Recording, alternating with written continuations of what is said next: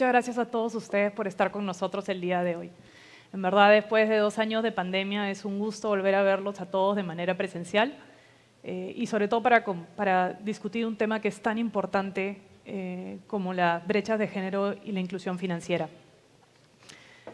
Carolina tiene se tiene que ir al mediodía, así que vamos a empezar con ella y de ahí pasaremos a hablar con el resto de los panelistas.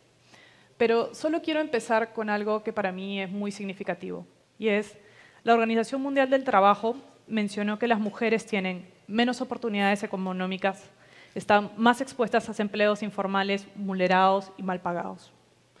Y esto yo creo que no solamente es un problema para las mujeres, sino es un problema para todos, como sociedad, como comunidades, como familias.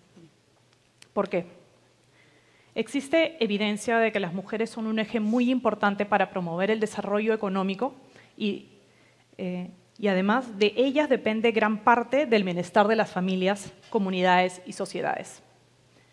Lamentablemente también existe evidencia que existe una brecha de género significativa en la inclusión financiera. Dado todo lo que les he comentado, es que tengo el agrado de estar acá moderando este panel. Primero para evaluar y analizar el problema y luego quizás focalizarnos en lo que los líderes están haciendo un poco para ayudar a cerrar estas brechas. Entonces, con eso. Carolina, muchas gracias. Muchas gracias por acompañarnos en tus vacaciones.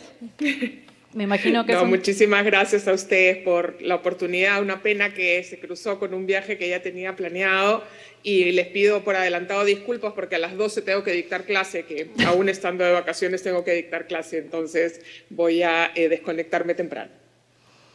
Carolina, empecemos con identificando el problema y qué es lo que está pasando. Buenísimo. No, perdón. Adelante.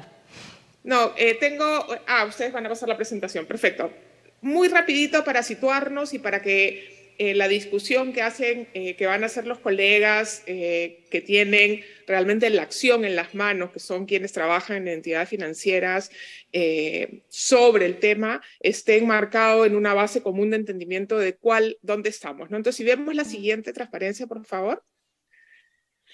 Quiero aquí resaltar simplemente por qué es importante que trabajemos el tema de inclusión financiera para las mujeres. La inclusión financiera para las mujeres, como tú decías, Estela, no es un tema de ayudar a las mujeres, es un tema de ayudarnos todos, de generar un ecosistema en el cual las mujeres tienen mayor autonomía, tienen una mayor capacidad de manejar sus escasos recursos. Como tú bien dices, tienen menos recursos que los varones en general.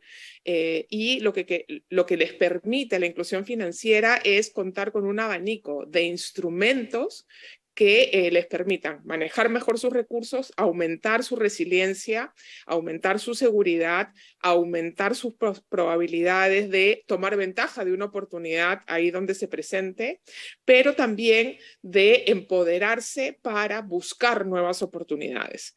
La evidencia, hay un conjunto de evaluaciones sistemáticas sobre el impacto de la inclusión financiera en temas de género, demuestra que en particular hay evidencia contundente de que hay un efecto positivo en bienestar cuando las mujeres cuentan con instrumentos, por ejemplo, de ahorros. Son efectos de magnitud pequeña, pero de impacto significativo.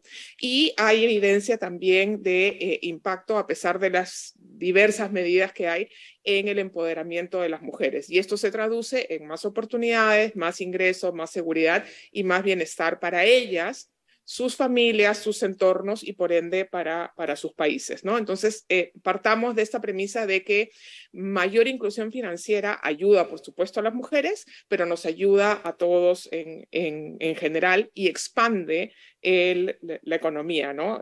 Hay informes que dicen que si cerráramos la brecha de género e inclusión financiera, podríamos agregar a el PBI mundial una cantidad muy significativa de recursos. Si vemos la siguiente, por favor. Las razones por las cuales las mujeres señalan que no trabajan con instrumentos, con servicios financieros, tienen que ver con desconfianza, con que sienten que al manejar menos recursos no están listas para trabajar con el sistema financiero, o porque dependen de que otro trabaje con el sistema financiero para ellas, ¿no? Y esta es información que sale del Findex que realiza el Banco Mundial cada 3, 4 años. Aquí nos da una ruta de cuáles son el tipo de problemas que hay que atacar. Si vemos la siguiente.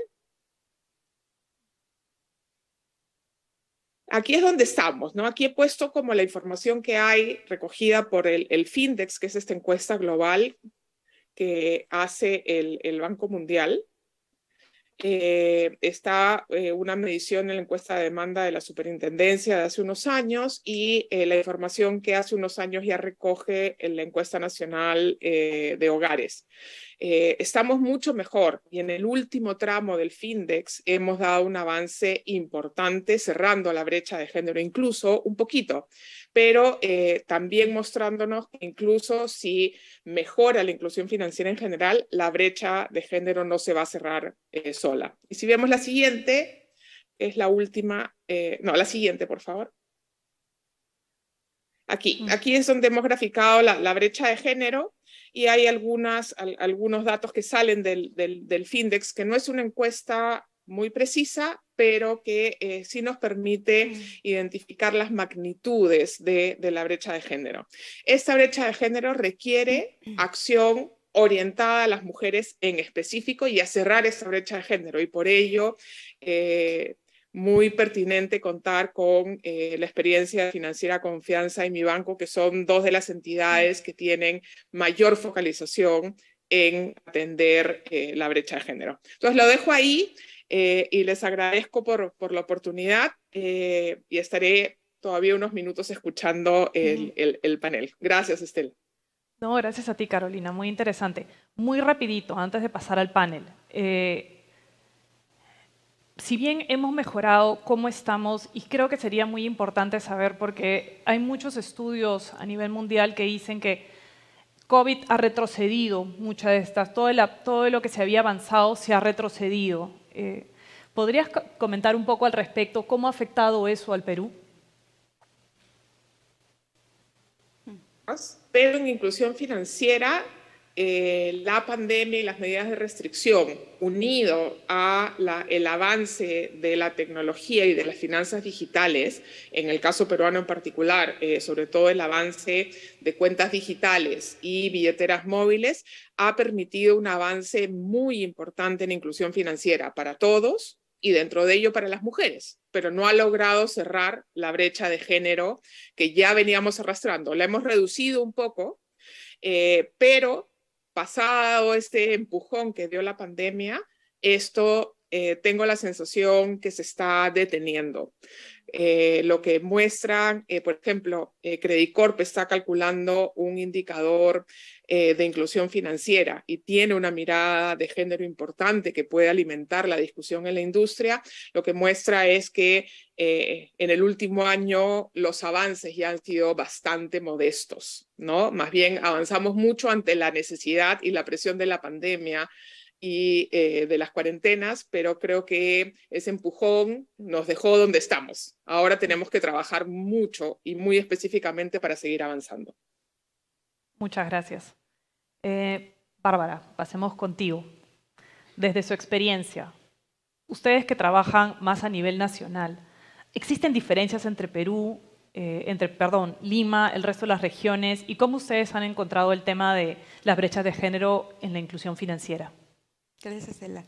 Antes de responder, quiero agradecer a PIR por generar estos espacios donde ponemos en perspectivas estos temas que no solamente tienen importancia desde el punto de vista moral, económico, sino también social. La respuesta aquí parece intuitiva, ¿no es cierto? Porque cuando comenzamos a mirar y a comparar el mundo urbano con el mundo rural, sin duda alguna, cualquier brecha educacional, salud, comienza a profundizarse. Y en el caso de las brechas de género, sobre inclusión financiera, no es la excepción. de la experiencia que tenemos en confianza, de los años que venimos trabajando en poblaciones vulnerables que se encuentran ubicadas en zonas alejadas del país, hemos podido contrastar que efectivamente las mujeres que viven en zonas distintas, en regiones distintas en Lima, presentan más obstáculos para poder acceder al crédito, para poder acceder al sistema financiero. Y estos obstáculos no están muy relacionados con los temas regulatorios, sino más bien las causas son estructurales. Y me voy a referir aquí a 4 que son bastante gráficas y muy evidentes. La primera, y me voy a acompañar un poco con los gráficos para que ustedes me vayan siguiendo, la primera tiene que ver con la lejanía típica de las zonas y las regiones alejadas de Lima, ¿no? Pero aunado a la carga doméstica que tienen las mujeres. Este impacto genera una resistencia a la movilización. Las mujeres les resulta mucho más dificultoso poder movilizarse para tener contacto o en la oficina o en el agente corresponsal o inclusive con los asesores comerciales que tienen acceso a ello. ¿Okay? Por lo tanto, los costos de transacción para poder acceder al sistema financiero se elevan mucho más en las mujeres. Y esto se ha visto contrastado con la última encuesta sobre cultura financiera que ha hecho la Superintendencia, que además desafía el paradigma de que las mujeres en zonas rurales no ahorran. Las mujeres en zonas rurales, como vemos en el gráfico 1.2, en porcentaje son similar a las mujeres en Lima. Sí ahorran. La diferencia no es en la capacidad de ahorro. La diferencia se encuentra en dónde ahorran. El 30% de las mujeres en Lima ahorran en el sistema financiero. Si comenzamos a mirar en la periferia, en las regiones distintas a Lima, el porcentaje se disminuye a 14%. Y si miramos en zonas rurales, el porcentaje disminuye a 2%. ¿Dónde ahorran entonces aquellas mujeres que aparecen en la columna rural? En lugares distintos al sistema financiero. ¿Por qué? Precisamente por esta imposibilidad de poder movilizarse y acceder a las zonas donde está el sistema financiero. ¿Okay? Entonces, ¿cuáles son estos mecanismos de ahorro que tienen? Juntas, panderos, inclusive animales. Otra de las causas que vemos es la precariedad del empleo. Mientras más alejado se encuentra la mujer de Lima, más precario el empleo. Generalmente las mujeres nos dedicamos a actividades menos remuneradas, ¿no? Como por ejemplo, y específicamente en zonas rurales, como por ejemplo la agricultura, el comercio al por menor, o nos dedicamos a actividades no remuneradas, como el trabajo doméstico. ¿Okay? Y esto tiene un impacto directo en la capacidad de ahorro, ¿no? Si vemos, por ejemplo, a nivel de la informalidad, vemos que el promedio de las mujeres en la tasa de informalidad está en el 77%. Pero si comenzamos a mirarlo, a ubicarlo en las zonas geográficas, vemos que esto en mujeres en el resto de ciudades distintas a Lima sube a 83.8%. Fíjense la brecha que da, el salto que da de casi 25 puntos porcentuales de diferencia. ¿Okay? Si comenzamos a mirar la moneda desde otro punto de vista, que es en el empleo formal, vemos que gran parte de las mujeres, que además las que cuentan con un empleo formal es del 56% versus un 86% de los hombres, y que sin duda después de la pandemia esto se ha profundizado, vemos que gran parte de ellas se dedican a trabajo independiente o autoempleo. Evidentemente esto responde a una serie de causas, ¿no? Y por tanto esto sin duda disminuye, ¿no es cierto?, tremendamente en su capacidad de ingreso, que precisamente es la siguiente causa que tenemos aquí, ¿no? La capacidad de ingreso de las mujeres es tremendamente distinto, eso es, además lo hemos escuchado muchas veces, ¿no es cierto?, la brecha salarial que existe entre hombres y mujeres casi del 30%, pero cuando hablamos de, como punto de referencia, el salario mínimo, vemos inclusive mucho más gráfica esta diferencia, porque aquí el porcentaje de mujeres con ingresos por debajo del salario mínimo es del 62% versus un 75% de hombres. Si comenzamos a mirarlo y a ubicarlo en temas geográficos, vemos, por ejemplo, que el nivel promedio de ingresos en zona urbana en mujeres es de 1.343 soles, por debajo del salario sin duda. El promedio es de 1.200, pero en zonas rurales es el 50% menos. Estamos hablando de 653 soles. ¿Ok? Y la última causa tiene que ver, bueno, este es un gráfico que tiene que ver con los niveles de ingresos propios de las mujeres, que en realidad lo único que confirma aquí es la diferencia entre Lima y regiones, ¿no? La capacidad de nivel de ingresos propios, por ejemplo, en Lima, si no contamos este hipo que hubo en el 2020 producto de la pandemia, ¿no?, es mayor a la que ordinariamente hubo en el resto de ciudades distintas a Lima, que está alrededor del 32%. ¿Por qué no se afectó durante la pandemia esto? Porque las actividades a las cuales se orientan las mujeres, como la agricultura, durante la pandemia no se afectó. ¿Okay? Y la última causa que resulta evidente es el nivel de digitalización. En nuestro país, el 77% de mujeres usa Internet. Sin embargo, si comenzamos a mirarlo en el resto de ciudades, esto baja a 54%. ¿A qué se debe esto? Principalmente se debe a la falta de cobertura en estas ciudades. Imagínense ustedes un día sin Internet.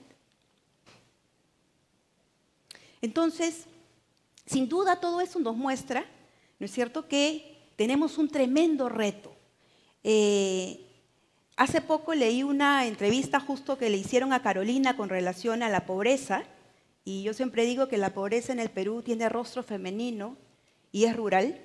Y Carolina dijo una frase que me pareció dura, pero muy movilizadora. Y dijo que en nuestro país nos hemos esforzado por olvidarnos del mundo rural. Lo rural nos parece lejano, caro y pobre. Y creo que en nuestro país no podemos ser ajenos a esta realidad. El rural, la zona rural, el mundo rural, es el motor del crecimiento de nuestro país, no solamente presente y futuro. La minería es rural, los hidrocarburos son rurales, el turismo es rural. Por lo tanto, no podemos estar ajenos a esta realidad, no solamente desde el punto de vista de género, ¿no? Debemos de incorporar este mundo, debemos de entender este mundo para poder aplicar soluciones, pero no que sean soluciones desde nuestra perspectiva del urbano. En Confianza tenemos una iniciativa que ha generado mucho impacto, que son nuestros agentes satelitales. Lo que estamos haciendo un poco para generar este ecosistema digital, que es la herramienta que nos va a acercar más a esta lejanía, ¿no es cierto?, a estas diferencias y dispersidad que existe en el mundo rural y más aún en las mujeres, es que estamos poniendo antenas satelitales en aquellas localidades donde no existe cobertura, no hay cobertura alguna. Por lo tanto, no hay ningún acceso, ¿no es cierto?, a las herramientas digitales que muchas de las entidades financieras estamos trabajando en ello. Estos agentes corresponsales lo que generan es que dan cobertura de Internet. Tenemos a la fecha 27 agentes corresponsales. Sin duda alguna es un alto costo, pero un costo que merece la pena para la sostenibilidad no solamente de nuestra empresa, sino también del sistema. Tenemos casos emblemáticos en Cahuapanas, ¿no? Nélida Buendía, que es nuestra cliente emblemática. Nélida tiene un puesto de moda, de prendas, y lo que nos cuenta es que cada vez sus clientes se están acostumbrando al voucher digital. Pero no solamente Nélida se beneficia de esta cobertura, sino los niños de la localidad de Cahuapanas también pueden acceder a la educación. Y es un pequeño cambio que se ha puesto, ¿no? Para poder entender también a estas poblaciones que están alejadas y poder integrarlas e incluirlas, sin duda, a nuestro mundo, ¿no? Muchas gracias. Y que yo sabía que los números iban a ser crudos, pero no me imaginé que iban a ser tan crudos.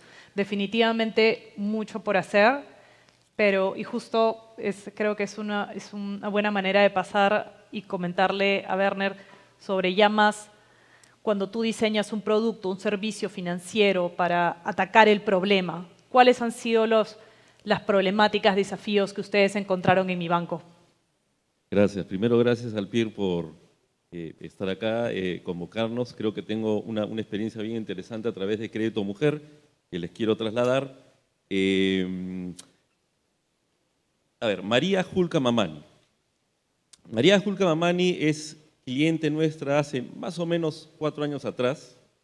Ella es madre de 6 hijos, 5 de ellos ya no viven con ella, son mayores de edad. Ella todavía vive con su hija, que no ha alcanzado la mayoría de edad. Emigró de Puno, su lugar de origen, en la década del 90 más o menos, a la capital, vino a Lima, huyendo un poquito de la violencia en ese entonces y buscando oportunidades mejores en la capital. María, a partir de ahí y hasta hace poco, se ha dedicado a labores de empleada del hogar. Trabaja o trabajaba como empleada del hogar y en sus tiempos libres ella ejercía labores secundarias, complementarias, que tenían que ver con la venta de jugos, sándwiches y chifones. Y lo hacía en lugares concurridos, en las playas en verano y en invierno en el mercado de Independencia, que es donde ella vive. Junto con su hermana tenían este negocio esporádico, temporal, complementario. Bien, ¿cómo es la relación de María con su esposo? El esposo de María no vive con ella, él trabaja en una mina en Arequipa y viene eventualmente a Lima. Pues él le quita la plata a María, lo poco de dinero que María gana, se lo quita y le deja un presupuesto para la misión que él le ha asignado a María, que tiene que ver con el cuidado del hogar y la educación en este caso, de la hija. Y como tienen diferencias en cuanto a la educación de la hija, le pega. Hay violencia física y la violencia física, como saben, viene con violencia emocional, psicológica. Entonces tenemos a una María absolutamente destruida desde la perspectiva psicológica, ¿no? Una María que tiene la autoestima muy afectada. Entonces, esta violencia, este tema estructural, sociocultural, es la primera problemática que nosotros entendemos al momento de diseñar este tipo de soluciones que buscan equidad de género e inclusión. En el caso de Mi Banco, bueno, Mi Banco es la empresa líder a nivel regional, a nivel Latinoamérica, enfocada en atacar la inclusión a través, muy en la base de la pirámide, en el segmento de la micro y la pequeña empresa, que son el 99% de las empresas de este país, generan el 80% del empleo. Nosotros tenemos un propósito que la verdad que con mucho orgullo creo que los 10.000 colaboradores que tenemos en Perú en Mi Banco ya lo hemos interiorizado como parte de nuestro propósito. Transformamos vidas y construimos historias de progreso. Es un propósito con el que sentimos que hacemos patria todos los días y estamos realmente orgullosos de ello. Hace 6 años atrás, a través de los asesores que tenemos en el mercado, que son poco más de 5.500 más o menos, recibimos la oportunidad de atender a gente como María, que no la veníamos atendiendo. Y no la veníamos atendiendo por sesgos que yo considero que son sesgos del sistema financiero y algunos propios de Mi Banco, ¿no? Desde la perspectiva del sistema financiero, negocios esporádicos como el de María, con ingresos marginales, no son sujetos de crédito. Son considerados como negocios muy riesgosos, con lo cual María no era sujeto de crédito en el sistema financiero. Desde la perspectiva del banco, la forma en que nosotros evaluamos los créditos que damos para microempresa tienen que ver con el núcleo económico financiero del hogar, donde el ingreso mayoritario, que generalmente es del varón, es el que se torna el ingreso para el titular, y María firma, en este caso, como aval solidario del crédito, y sus ingresos van ahí, con lo cual queda automáticamente también excluida si es que quiere un crédito a título personal. ¿no? Entonces, hay una situación acá en la que, desde la perspectiva sociocultural, esta estructura sociocultural hace que María no pueda solicitar un crédito en el sistema financiero, ni siquiera lo piensa, ¿no? Con la autoestima que tiene, con los problemas que tiene de impacto emocional, ni siquiera piensa en ir al sistema financiero. Y desde la perspectiva del banco y del sistema financiero, pues todavía no estábamos en capacidad de atender negocios como el que tiene María, ¿no? Negocios esporádicos, eventuales, de ingresos marginales. Y esa es la principal problemática que hemos encontrado a la hora de diseñar un producto como Crédito Mujer. Si yo tuviese que resumir la problemática, es cómo dar a María independencia financiera para que ella logre sus aspiraciones. Esa es la problemática que teníamos que lograr solucionar con un producto como Crédito Mujer. Muy interesante. Después vamos a hacer catch up para ver cómo podemos seguir ayudando a María, porque hay varias cosas que tenemos que ayudarla a que cambien su vida. Janice, ¿qué es la Red MIC? Cuéntanos, ¿cuál es el propósito y qué es lo que están buscando lograr? Bueno, buenos días con todos. También agradecer la invitación a poder participar en este panel, tocando un tema súper relevante y sobre todo para nuestro país. No sé si será por el título del panel, pero son pocos los espacios en los cuales participo donde somos mayoría, las mujeres. Acá Werner ha traído la cuota de género. Somos inclusivas también. Ya se sabe cómo se siente, Werner. Ahí está. Respondiendo a tu pregunta, Estela, ¿qué es MIC? MIC es Mujeres, Inversión y Clima.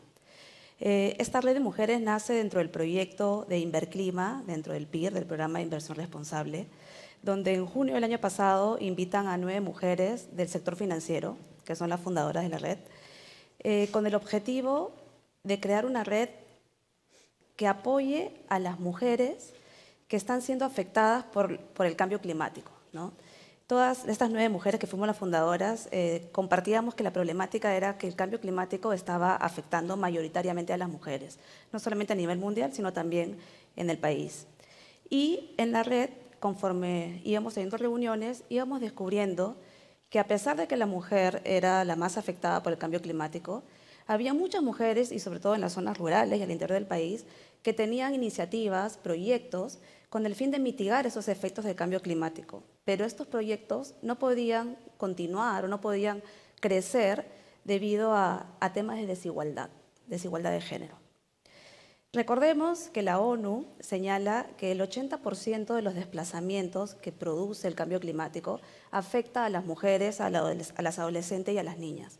¿Por qué? Porque son estas mujeres, estas adolescentes, que tienen que recorrer cada vez más distancias más largas, ¿no? Producto de las sequías, de las inundaciones, para poder llevar a su casa el alimento, el agua, porque a su vez, como bien lo comentan, son las responsables del hogar, ¿no?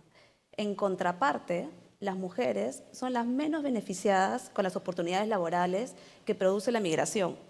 Con estos efectos de los desastres del cambio climático, son los hombres quienes generalmente migran de la zona rural a la zona urbana para conseguir trabajo.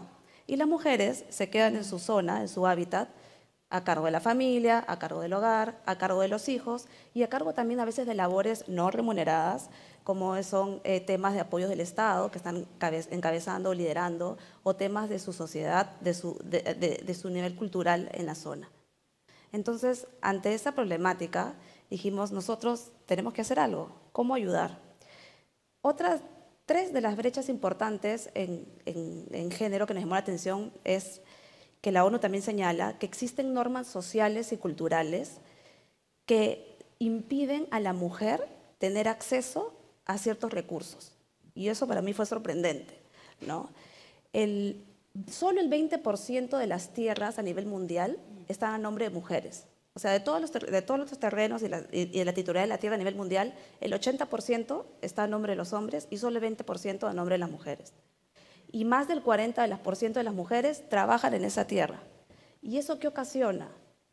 Que cuando la mujer quiere llevar adelante sus proyectos y va a pedir financiamiento, por lo general los fondeadores le piden garantías, ¿no? Y si no tienen la titularidad de la tierra, limita su acceso al financiamiento. Y no solamente lo limita, sino que también podría ser que la haga verse como más riesgosa y por ende las condiciones a las cuales pueda acceder al financiamiento sean en desventaja respecto a los hombres. Y no solamente está esas brechas, sino que también la ONU reconoce que todas estas normas sociales y culturales no recogen el aporte que tiene la mujer en todo lo que es la gestión de los recursos naturales y de la tierra. No se toman en consideración esos aportes y por ende estas normas sociales y culturales no han evolucionado. El Perú no es ajeno, ya lo ha comentado Bárbara, lo ha comentado Verne, y en las zonas rurales se incrementan mucho más estas brechas. Según el Banco Mundial y el INEI, las mujeres son más del 50% de la población peruana. O sea, somos más de la mitad de la población, pero sin embargo no tenemos la misma paridad en lo que es el acceso a los beneficios que nos da. Es por esa razón que nace MIC, ¿no? Siendo nuestro propósito mujeres del sector financiero, conectando con estas mujeres que son vulnerables a los efectos del cambio climático para poder impactar de manera positiva en sus vidas, en sus familias y en sus proyectos. Nacimos 9, hoy somos casi 70, necesitamos más manos y queremos, estas 70 mujeres estamos unidas no solamente por este propósito, sino porque también queremos ser generadoras de cambio. Muy inspirador. Todos bienvenidos a unirse a la Red MIC, de la cual también soy parte. Así que bueno, continuando. Bárbara, lecciones aprendidas cuando trataron de atacar este problema. ¿Qué pudieron haber hecho mejor? ¿Qué todavía falta por hacer?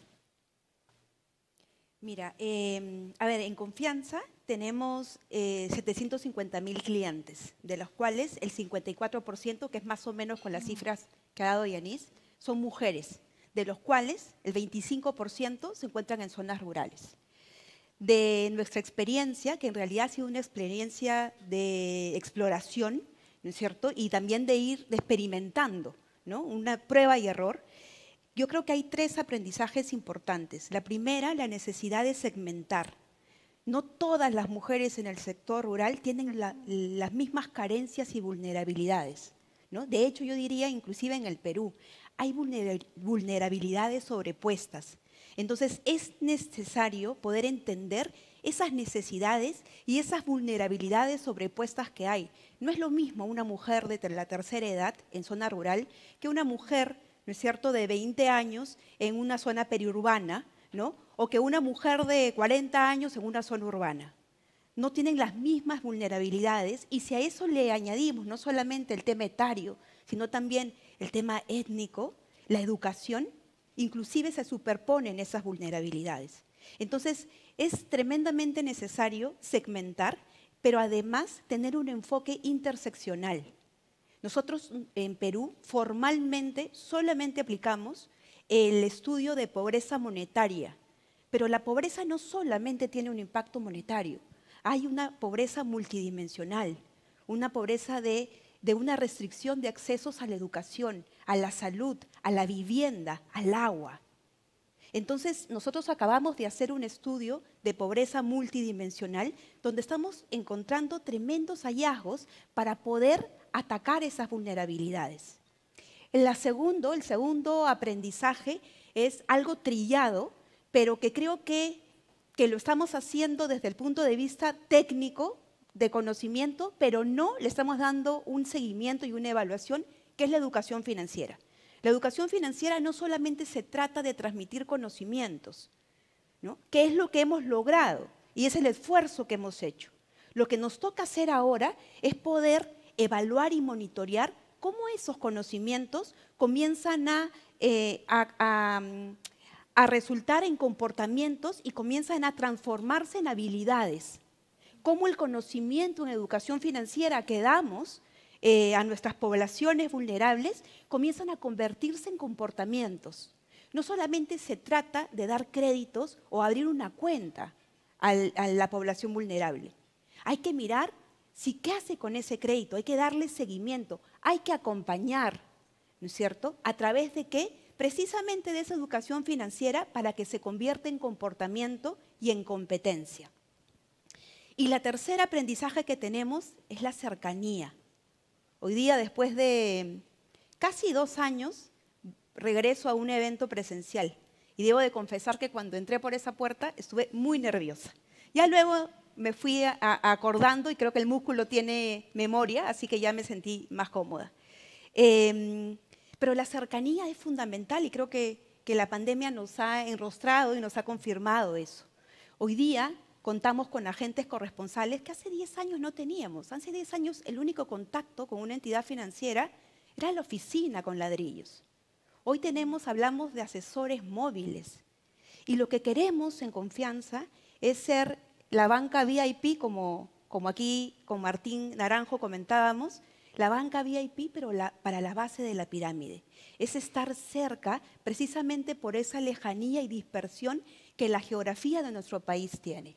Entonces, 3 aprendizajes, ¿no? Segmentar, un enfoque de pobreza multidimensional, ¿no? Educación financiera, pero transformada en comportamientos y habilidades. Y la tercera es la cercanía. Creo que vamos a tener que hacer otro panel para hablar más de cómo se hace y cómo está estructurado su negocio, pero no creo que nos dé el tiempo el día de hoy, pero deberíamos agendarlo. Werner, continuando un poco contigo. ¿Cuáles son los principales impactos logrados al implementar productos, servicios que se focalizan, que se dirigen a las mujeres y a su comunidad? Así como María, hay cientos de miles de mujeres pues, que son víctimas de violencia en todos sus géneros, violencia de género en general, que tienen la autoestima pues muy complicada, que se autoexcluyen en general del sistema financiero por desconocimiento y por el rol que les han asignado, que es un tema pues ya coyuntural, más estructural desde una perspectiva socioeconómica. La mujer la encasillan en el cuidado del hogar, la encasillan en el cuidado y educación de los hijos, y eso la limita tremendamente. Entonces, con esa problemática, ¿cómo hacer para incluirla? Es un tema, es un reto realmente complejo, ¿no? Lo primero es co-crear. Co-creamos con gente como María un producto básicamente sobre la base de 2 grandes pilares. El primero es simplicidad. María tiene pocos documentos para, digamos, demostrar que tiene un negocio esporádico. Entonces se le pide hoy con Crédito Mujer solamente DNI y una copia de recibo de pago de servicios, luz, agua, teléfono. Desde esa perspectiva de simplicidad, check.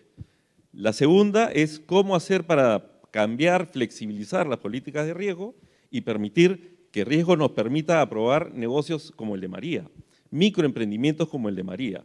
Así que eso se logró, se hicieron pilotos, estamos hablando acá de hace más de 6 años que iniciamos este proyecto Crédito Mujer y hemos llevado aprendizajes a lo largo de estos 6 años. Se logró flexibilizar políticas, se logró entender que María es mejor pagadora inclusive que el hombre, es más responsable al momento de adquirir un crédito y sobre todo en la creación del producto se le dio un producto a sola firma, sin el aval de nadie. Ella firma y empoderadamente obtiene su crédito. Desde la perspectiva del producto, digamos que todo cuadra perfecto. Desde la perspectiva de hacer que María se acerque al sistema financiero a tomar un crédito, pues ahí el reto es mucho mayor. Teniendo el producto, ¿cómo hacemos para que María venga? Esa labor es bien compleja. Lo que hemos hecho ahí es capacitar a nuestros asesores para que entienda el entorno en el cual vive María, que ya lo hemos comentado. Es un entorno complejo dentro de una realidad sociocultural compleja que restringe mucho su rol. Eso ya lo hemos comentado y hoy hemos capacitado a nuestros 5.500 asesores para que puedan crear empatía con María, ¿no? Pues la lleven a través de la espiral de progreso. Nosotros tenemos, dentro de las microfinanzas, no damos un crédito y digamos que nos olvidamos del crédito.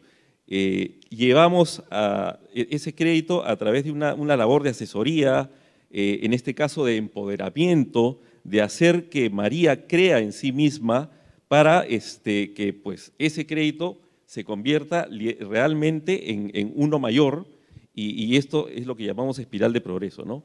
Tenemos cifras relevantes, tenemos cifras auspiciosas en este sentido. Hacia el 2019 el crédito promedio en Crédito Mujer era más o menos de 1.200 soles, en vez de en 300. En promedio estábamos en 1.200 soles. Hoy, al 2022, ese crédito promedio ya está en 1.800. Y no es que haya crecido porque creció, es porque como consecuencia del acompañamiento que ha venido otorgándole el asesor a gente como María, es que María ha convertido esa actividad esporádica en una actividad permanente. Específicamente ella tiene hoy 2 puestos en el mercado de independencia junto con su hermana, ya no trabaja como empleada doméstica y ahora se dedica 100% a su microemprendimiento. Entonces hemos logrado que María empiece no solamente a creer en sí misma, sino a tener libertad financiera y lograr conseguir sus expectativas, y eso la verdad que ha sido bastante bueno. Otras cifras interesantes: tenemos hoy más de 150.000 créditos mujer vigentes. De los 150.000, aproximadamente 50.000 créditos mujer son de personas como María que por primera vez han accedido al sistema financiero. Esa labor de ir, buscarlas, empoderarlas, convencerlas y traerlas de una manera empática está funcionando. Y lo interesantísimo es que de estos 150.000 créditos, el 70% de estos créditos han sido dados a clientes, esposas de clientes del banco. Entonces, también estamos trabajando en ese sentido para empoderar a las esposas, a las cónyuges de los clientes del banco, ¿no? Eso es la verdad que bien interesante. La estrategia Credit Corp de ESG tiene un mandato dentro de varios que dice que las empresas del grupo Credit Corp tienen que crear productos y servicios para la mujer. En el caso de mi banco, que tiene un enfoque sumamente social, le ponemos inclusivos, productos y servicios inclusivos. Este producto es un producto que creo que es un excelente ejemplo de un producto que cumple con esta estrategia.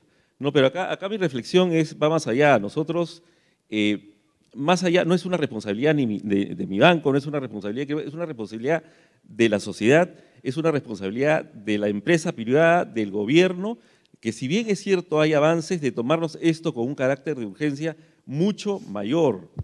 Tener el tema de equidad de género, de inclusión en general, como ya una necesidad urgente y darle más recursos. Es urgente ya atacar este problema de una manera mucho más intensa. Todos los que estamos acá presentes, deberíamos reflexionar cómo hacemos para incorporar un propósito que nos convierta en agentes de cambio, ¿no? Yo los invito a esa reflexión porque creo que eso es bastante relevante al momento de hablar de temas de inclusión, al momento de hablar de temas de equidad de género y pensar el rol que nosotros jugamos en este entorno. De acuerdo, no, de acuerdo. Y creo que es una buena reflexión para todos acá en esta sala. Lo hemos escuchado de quienes ya lo están haciendo. Son mejores pagadoras. El impacto que pueden tener en la sociedad es mucho más alto. Creo que la siguiente pregunta sería ¿por qué no más agentes dentro de la industria están participando en esta ola y se están convirtiendo en agentes de cambio? Yanis, ¿cómo impacta la red MIC en la vida de las mujeres peruanas? Bueno, dentro de la red MIC tenemos varios objetivos, siendo los dos importantes. El primero, y es un tema que lo hemos tocado bastante en este panel, es el empoderamiento, ¿no? Queremos empoderar a la mujer en su diversidad al interior del país. Empoderar en la medida que podamos fortalecer sus capacidades y sus conocimientos en temas relacionados con inclusión financiera, bancarización, clima, medio ambiente, liderazgo, gestión de su tiempo, ¿no? Creo que una mujer empoderada se va a sentir con la seguridad y va a poder sacar adelante lo que se proponga. El segundo objetivo es, como es parte de nuestro propósito, conectar. Nosotros en MIC, las miembros del MIC, tenemos un mayor acceso a diversas fuentes de financiamiento. Entonces, lo que queremos es poder conectar a estas mujeres que tienen sus proyectos con las diferentes fuentes de financiamiento que se puedan adecuar a sus necesidades, ¿no? Para que puedan sacar adelante sus proyectos. Y sacar adelante sus proyectos en el marco de la gestión de su tiempo. Y aquí me quiero detener unos minutos, unos segundos. ¿Por qué digo la gestión de su tiempo? Porque las mujeres en las zonas rurales tienen un tiempo muy diferente a las mujeres en las zonas urbanas, ¿no? Como hemos comentado, tiene una serie de trabajos no remunerados que imposibilitan su crecimiento. Si uno va a querer capacitarlas y le pone, vayan a esta aula de 8 a 10 de la mañana, no sé que nadie va a ir, ¿no? Porque ellas están haciendo diferentes funciones que no le permiten poder crecer ellas como personas. Entonces, por eso digo que queremos capacitarlas en su diversidad, en su realidad. Estuve leyendo algunas cifras del INEI y de verdad que es sorprendente. Las mujeres hacemos en porcentaje el doble de trabajo no remunerado que el hombre.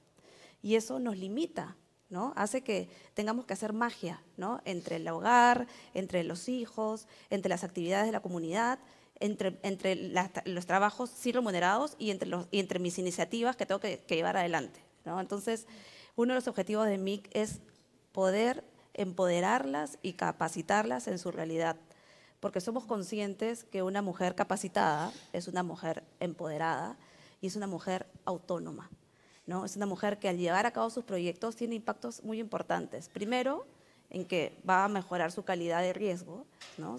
Para poder ir a una entidad financiera a pedir un préstamo porque ya está capacitada y tiene todo el empoderamiento para poder sustentar su propuesta.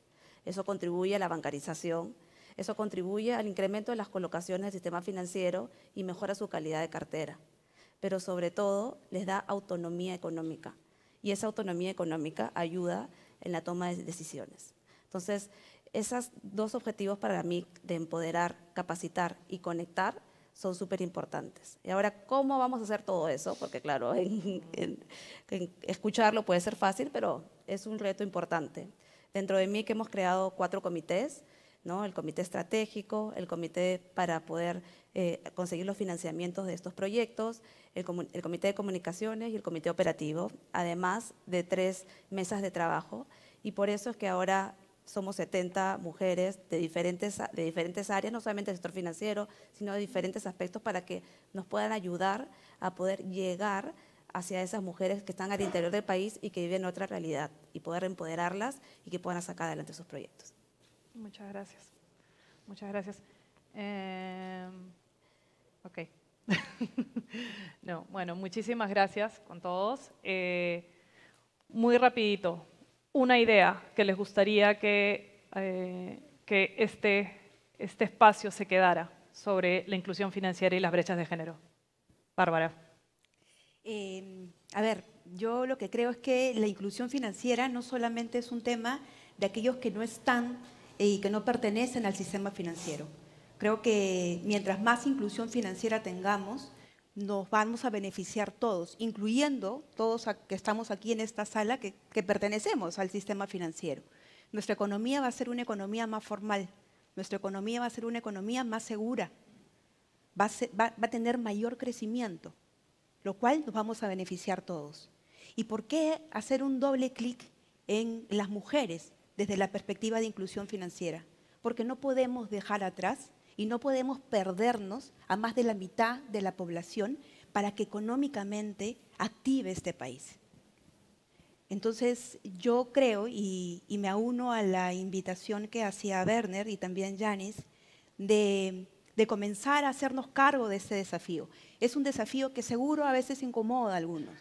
No es una conversación cómoda, pero creo que debemos de comenzar a ponernos cómodos con este tipo de conversaciones incómodas, con estas diferencias que vemos con el mundo rural, con lo que implica la inclusión de la diversidad, con entender que no todos somos inclusivos en todos los aspectos, como poder entender que hemos sido formados, como decía por la mañana Mariana Costa, en un país machista, clasista, racista. Y es una verdad que duele. Pero es un elefante que tenemos que comenzar a poner sobre la mesa y comenzar a hacernos cargo de él. Gracias. Werner. Desde la perspectiva más fácil, digamos, yo creo que invito a todos en sus empresas a tener una vista de género en todas las cifras que vean. Siempre exijan una vista de género. Creo que es una excelente práctica que a través de ella pues, van a poder identificar oportunidades sin duda. Hace poco hablaba con la gente que ve microseguros en mi banco y muy animosamente me comentaban sobre lo bien que venía el ratio de venta cruzada de microseguros en créditos que otorgamos. Y mi pregunta fue, oye, ¿y en mujeres cómo viene el ratio? La respuesta es, no sé, no.